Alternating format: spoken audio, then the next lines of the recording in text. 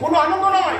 বাবাকে যখন খুঁজে পেয়েছি তখন খুঁজে বের করব আমার মা আর ভাইকে।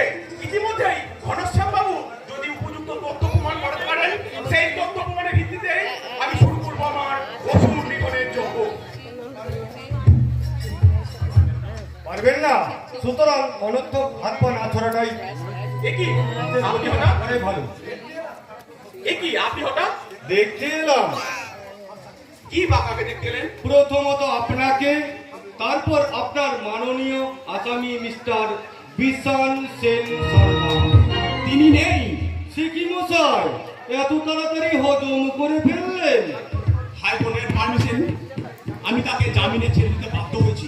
এরকম একটা নাটক মঞ্চস্থ যে হবে তা আমি আগেই জানতাম, কারণ আপনাদের এই বজ্র আটুনি আর ফসকেদেরও আইনের অর্থবান চিরকাল ফসকেই যায়, আর ফাঁসি হয়, সাজা হয় ধনঞ্জয়ের মতো গরিব ছেলেদের।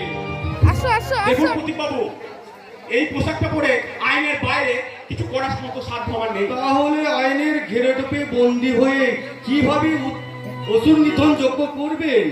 সাক্ষী আর প্রমাণের জোরে। এই পৃথিবীতে সবকিছু প্রমাণ হয় না অফিসার।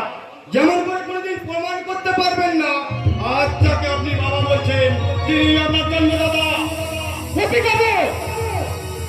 তাহলে কিন্তু আপনাকে আমি অ্যারেস্ট করতে বাধ্য হবো।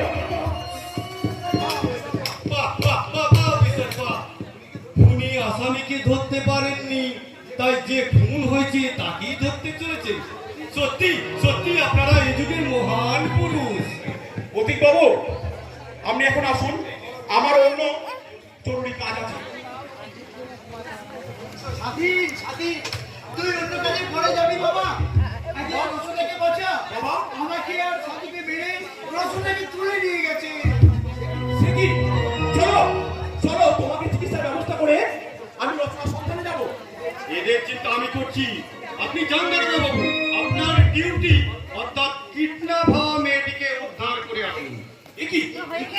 তুমি তোমাকে তো চিনতে পারলাম না। আমি তুমি এখানে কেন বাবা?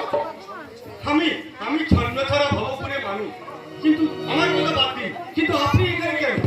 উনি আমার বাবা। কিন্তু আপনার বাবার নাম তো জগন্নাথ দত্ত। উনি আমার পালক পিতা, আর ইনি আমার জন্মদাতা পিতা, পলাশডাঙ্গা হাই স্কুলের শিক্ষক সত্যের মিত্র।